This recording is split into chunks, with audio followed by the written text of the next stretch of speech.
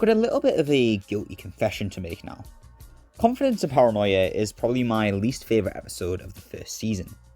Keep in mind that every episode here is stellar, but I've never quite gelled with this one in the way that I did the others. Now, far be it from me to criticise a science fiction sitcom about a man being flung 3 million years into deep space about plausibility, but I always found the central conceit of this episode to be just a little bit of a stretch too far. However, this episode is interesting in how it picks up the plot thread of Lister's efforts to obtain Chansey's personality disc, so that he might bring it back as a hologram. This narrative is then continued into Me Squared, which this episode briefly works to set up in its final moments. However, the main thrust of the episode is taken up by a narrative centered around Lister contracting a deadly disease which causes the physical manifestation of his innermost thoughts, leading to the introduction of the individuals who are said to fully embody Lister's feelings of confidence and paranoia. With that being said, it is somewhat surprising that the titular duo are only really introduced in the back half of the episode. Again, it is the relationship between Rimmer and Lister that occupies the point of interest for the episode's writing here, and confidence and paranoia only seem to intensify the tension between the two, which will reach its peak in the following episode, Me Squared. The titular confidence and paranoia, when they do appear in the episode's back half, are thoroughly entertaining, however, and play off each member of the crew quite nicely. Hey! Now I know what the H stands for. Idiot, am I right? You are treading a very thin line, Milado. H stands for hologram. I happen to be dead. Couldn't happen to a more deserving guy. Come on, King. Naturally, Rimmer gets on delightfully with Paranoia, the two sharing an equal amount of disdain for Lister. Confidence, by contrast, only wishes to praise Lister, and this leads to a rather interesting revelation and piece of character writing towards the end of the episode. As I've said, the conflict between Lister and Rimmer is essentially based around Rimmer's hiding of Chansey's personality disc, which Lister has hopelessly attempted to locate up until this point.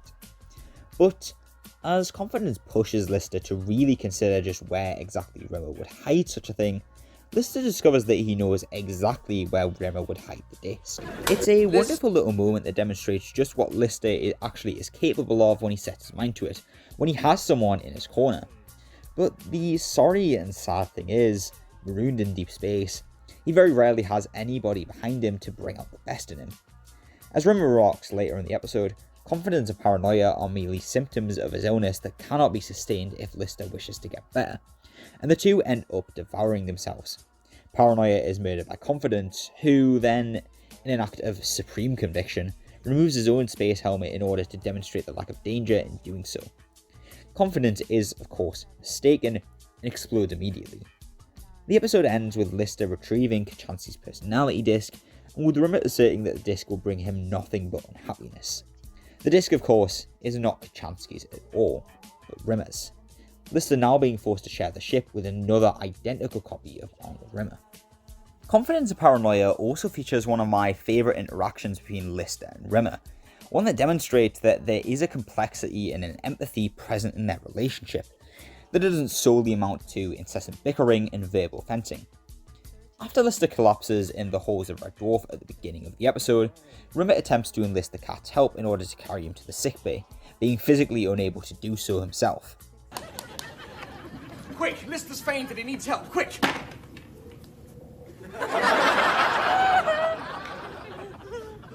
Didn't you hear me? Didn't anyone hear me? Lister's in trouble. The monkey has fainted. I cannot pick him up. Quick, come now! And I really appreciate the genuine concern and worry that Rimmer displays for Lister's safety here. Even in spite of their arguments and bickering that have propelled the series forward this far, the pair do sincerely care about one another. Rimmer changing into his officer's uniform in the following scene is also a nice touch, an understated way of telling us that he enjoys the position of authority and command in coordinating Lister's healthcare.